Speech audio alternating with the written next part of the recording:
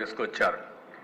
గోదావరి ఉన్నంత వరకు, కృష్ణానది ఉన్నంత వరకు రెండు నదుల సాక్షిగా చెప్తున్న దేశ ఈ ప్రాంతానికి నీటి ఎద్దడి రాకూడదు. కానీ అలాంటి నీటి ఎద్దడి క్రియేట్ చేసిన మహా నాయకుడు గడిచిన ముఖ్యమంత్రి దేశ అదే ఆయన చూపించినటువంటి పరిపాలన.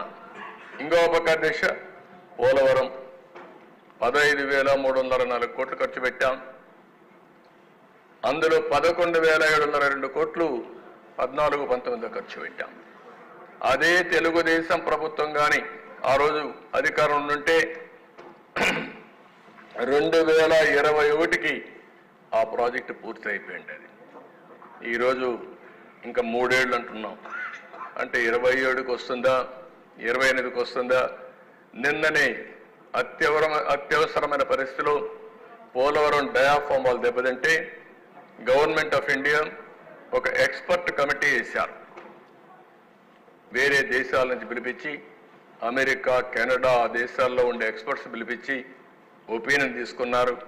వాళ్ళు చాలా స్పష్టంగా చెప్పారు, మళ్ళీ పోలవరానికి ఏమాత్రం ఇబ్బంది లేకుండా ఉండాలంటే ప్యారలల్గా మళ్ళా న్యూ డయాఫామ్ వాల్ కట్టాలని.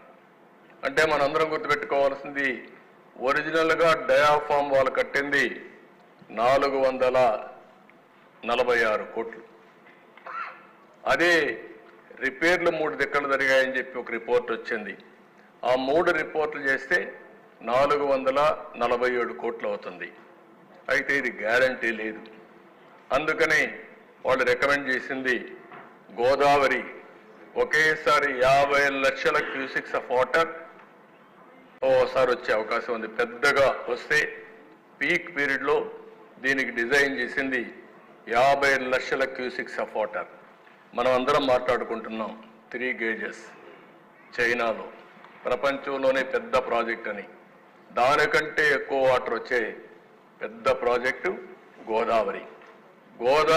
అలాంటి గోదావరిలో కానీ ప్రమాదం వస్తే మళ్ళా చాలా ఇబ్బందులు వస్తాయనే ఉద్దేశంతోనే ఏమాత్రం రిస్క్ తీసుకోకూడదనే ఉద్దేశంతో 990 కోట్ల రూపాయలు ఖర్చు పెట్టి న్యూ డయాఫామ్ వాల్ కన్స్ట్రక్ట్ చేసే పరిస్థితికి వచ్చాం. అదే నిన్న రికమెండ్ చేశాం క్యాబినెట్లో. అంటే ఒక దుర్మార్గమైన పాలన చెప్తే వచ్చుంటే ఇవన్నీ ఉంటే బాగుంటాయి, కానీ ఇనే ఓపిక లేదా ఉండే 10 మందికి కూడా.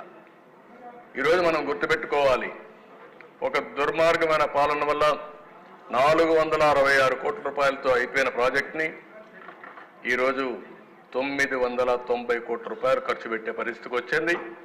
కాలయాపన 221కి అయిపోయే ప్రాజెక్టు 2027-28కి పోస్ట్ పోన్ అయ్యే పరిస్థితి వచ్చింది.